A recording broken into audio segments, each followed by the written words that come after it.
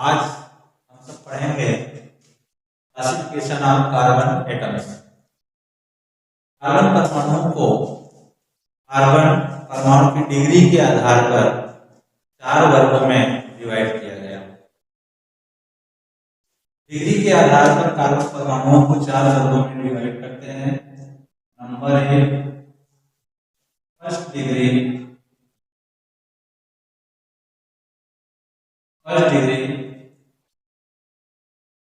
Carbon atom.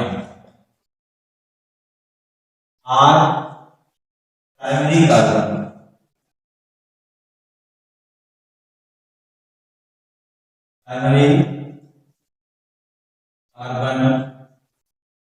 Atom. First degree carbon atom या primary carbon परमाणु। Primary carbon परमाणु कहते हैं जब कोई कार्बन परमाणु डायरेक्टली किसी एक कार्बन परमाणु से जुड़ा हो तो उसे हम प्राइमरी कार्बन परमाणु या फर्स्ट डिग्री कार्बन एटम्स कहते हैं। दूसरा second degree carbon atom. Or secondary carbon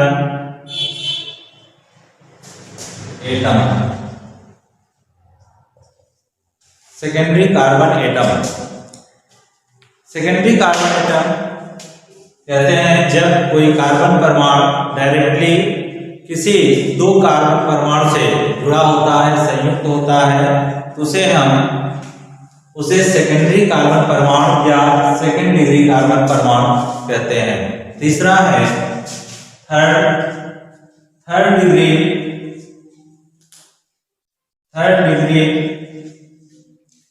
carbon atoms. Or tertiary carbon atoms. Third degree carbon atoms या टर्सरी कार्बन परमाणु या तृतीय कार्बन परमाणु कहते हैं जब कोई कार्बन परमाणु डायरेक्टली 3 कार्बन परमाणुओं से जुड़ा होता है तो उसे हम टर्सरी कार्बन परमाणु कहते हैं। ठीक है। और fourth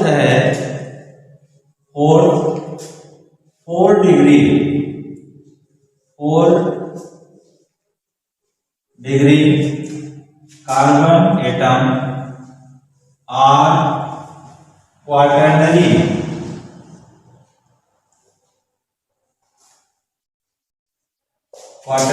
carbon atom. Quaternary carbon atom या 4 डिग्री कार्बन एटम कहते हैं जब कोई कार्बन परमाणु डायरेक्टली 4 कार्बन परमाणुओं से जुड़ा होता है तो उसे हम 4 डिग्री कार्बन परमाणु कहते हैं। अब इसका एग्जाम्पल आप देखेंगे जिसमें 4 डिग्री की कार्बन परमाणु विद्यमान होंगे। एग्जाम्पल CH3 CH2 CH3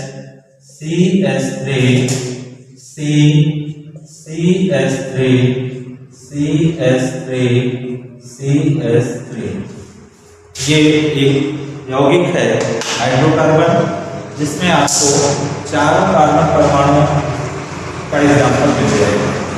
ठीक है।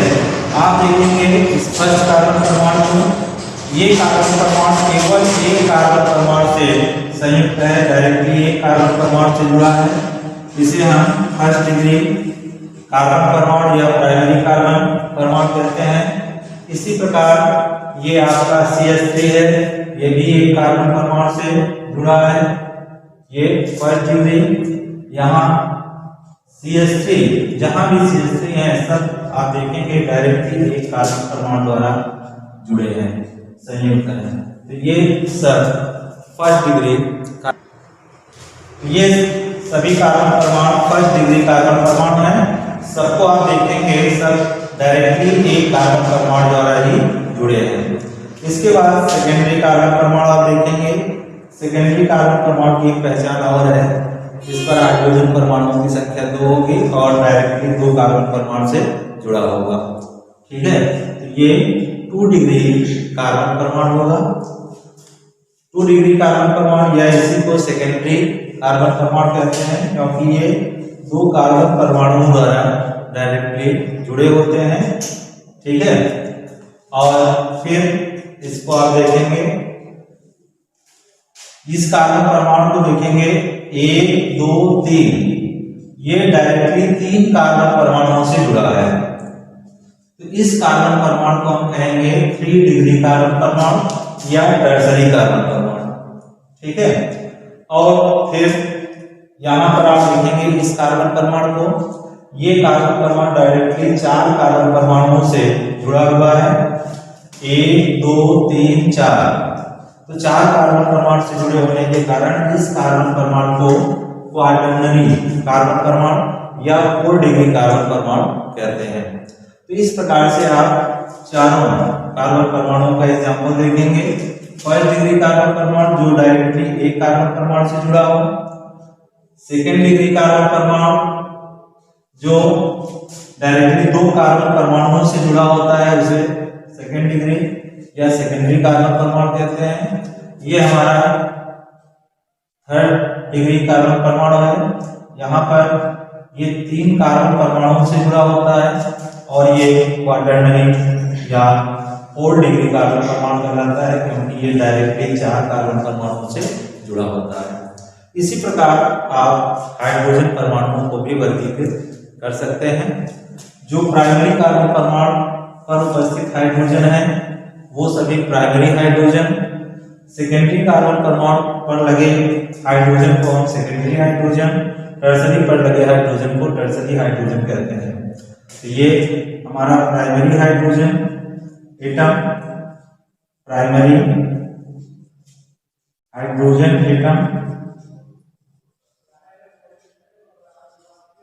एटम और ये सेकेंडरी हाइड्रोजन एटम, ये tertiary hydrogen atom, tertiary hydrogen atom. ये 3 प्रकार के हाइड्रोजन होंगे, प्राइमरी, सेकेंडरी, टर्सरी। इनकी अभिक्रियाशीलता का क्रम होता है फर्स्ट डिग्री प्राइमरी सबसे ज्यादा होगा, टर्सरी हाइड्रोजन, इसके बाद सेकेंडरी हाइड्रोजन, और सबसे कम होता है प्राइमरी हाइड्रोजन एटम। ये क्रियाशीलता का क्रम है हाइड्रोजन परमाणुओं की। ठीक है, अभी आपने देखा डिग्री के आधार पर कार्बन परमाणु 4 प्रकार के होते हैं। फर्स्ट डिग्री कार्बन परमाणु, सेकेंड डिग्री कार्बन परमाणु, थर्ड डिग्री और 4 डिग्री कार्बन परमाणु। अब हम एक स्पेशल कार्बन परमाणु बताने जा रहे हैं जिसे कहते हैं सुपर प्राइमरी कार्बन परमाणु, सुपर प्राइमरी कार्बन एटम। ठीक है, सुपर प्राइमरी कार्बन एटम कहते हैं वह कार्बन परमाणु जो अकेला होता है, किसी दूसरे कार्बन परमाणु से अटैच ना हो, उसे हम सुपर प्राइमरी कार्बन एटम कहते हैं। जैसे CH4 और CH3OH, HCOH, इनमें आप देखेंगे कार्बन परमाणु है और अकेला है, किसी दूसरे कार्बन परमाणु से नहीं जुड़ा है, तो ऐसे कार्बन परमाणु को हम सुपर प्राइमरी कार्बन परमाणु या सुपर प्राइमरी कार्बन एटम कहते हैं। ठीक है, इसके बाद आप एल्केनों के समायवियों को प्रदर्शित करने के लिए हाइड्रोकार्बन के नाम के पहले हम कुछ पूर्वलग्न लगाते हैं, नॉर्मल, आइसो और नियो हाइड्रोकार्बन। तो आप देखेंगे नॉर्मल, आइसो, नियो हाइड्रोकार्बन क्या है, इनको कैसे प्रदर्शित किया जाता है। तो नंबर 1 है normal, normal hydrocarbon, normal hydrocarbon. Normal hydrocarbon कहते हैं वह का हाइड्रोकार्बन जिसमें सभी कार्बन परमाणु आपस में जुड़कर एक सीधी एक ऋजुरेखी संरचना बनाते हैं, उसे हम नॉर्मल हाइड्रोकार्बन कहते हैं। जैसे CH3 CH2 CH2 CH3। यहाँ पर आप देखेंगे 4 कार्बन परमाणु हैं और चारों कार्बन परमाणु जुड़कर एक सीधी श्रृंखला बनाते हैं, एक ऋजुरेखी श्रृंखला में जुड़े होते हैं। तो ऐसे यौगिक को हम इसके नाम के पहले, हाइड्रोकार्बन के नाम के पहले नॉर्मल लगाते हैं। इसका नाम होगा नॉर्मल ब्यूटेन, नॉर्मल ब्यूटेन। ठीक है। इसी प्रकार आप एक उदाहरण और ले सकते हैं, CH3, या इसकी संरचना आप देख लेंगे, CH3 CH2 CH2 CH2 CH3।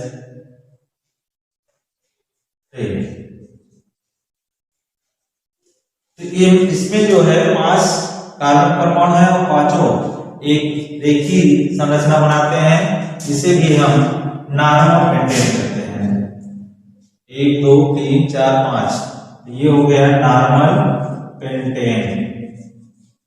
Pentane. तो ऐसे हाइड्रोकार्बन के नाम के पहले हम N अर्थात नॉर्मल लिख देते हैं। अब इसके बाद दूसरा आप देखेंगे, दूसरा होगा आइसो हाइड्रोकार्बन। हाइड्रोकार्बन के नाम के साथ लगा होगा iso. Iso hydrocarbon. Hydrocarbon iso hydrocarbon कहते हैं जब CH3 होल ट्वाइस CH समूह किसी ऋजुरेखीय संरचना से जुड़ा होता है, ऋजुरेखीय हाइड्रोकार्बन से जुड़ा होता है, तो उसके नाम के पहले हम आइसो लगा देते हैं। आइसो लगा देते हैं। या इस प्रकार से भी इसकी संरचना हो सकती है, CH3 CH3। ठीक है। तो जब ये समूह किसी ऋजुरेखी श्रृंखला से जोड़ दिया जाता है, तो प्राप्त यौगिक के नाम के पहले हम आइसो लगा देते हैं पूर्ण लग्न में। एग्जाम्पल में आप लेंगे, एग्जाम्पल में CH3 CH3 CH CH2 CH3। ठीक। अब देखिए इसमें 5 कार्बन परमाणु हैं, जिसमें CH3 होल ट्वाइस CH समूह जुड़ा हुआ है। तो इसके नाम के पहले हम क्या लगाएंगे? आइसो। इसे कहते हैं आइसो पेंटेन। Iso pentane. ठीक है। इसी प्रकार दूसरा एग्जांपल आप ले सकते हैं, CH3 CH3 CH3। इसमें ये CH3 होल ट्वाइस CH समूह है, जो एक दूसरे C से जुड़ा है। इस संरचना को हम, ये भी आपका आइसो हाइड्रोकार्बन है, इसके नाम के पहले आइसो लगा देते हैं, आइसो ब्यूटेन। इसका नाम होगा आइसो ब्यूटेन। ठीक। अब अगला है नियो। Neo hydrocarbon. अब आप देखेंगे neo hydrocarbon number 3, neo hydrocarbon.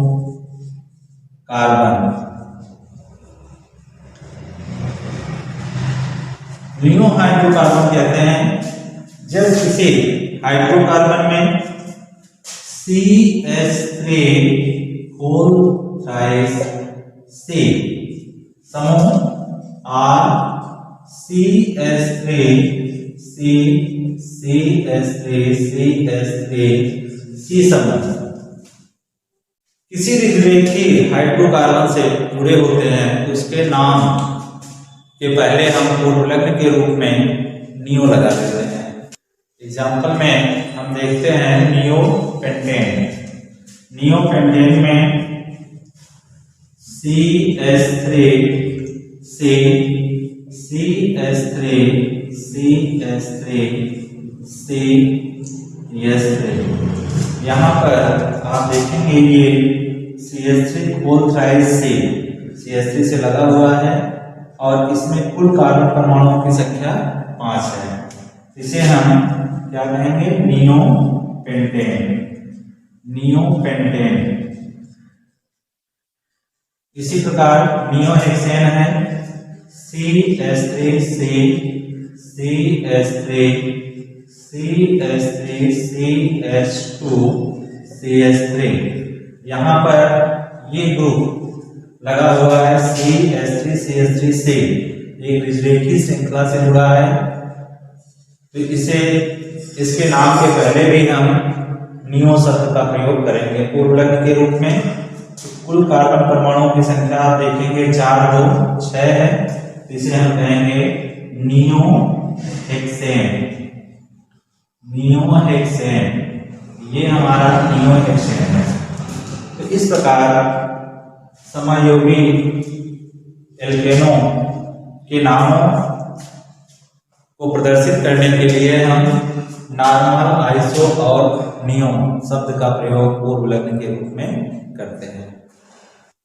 बेटा अभी आपको बताया गया नॉर्मल हाइड्रोकार्बन, आइसो और नियो हाइड्रोकार्बन किसे कहते हैं, इसका विस्तार पूर्वक वर्णन हम कार्बनिक यौगिकों के नामकरण में करेंगे। अब आज की क्लास में आपको जो समस्या आई हो उसे आप हमारे कमेंट बॉक्स में लिखें। उसे सॉल्व करने का, उस कमी को दूर करने का पूरा प्रयास हमारा होगा।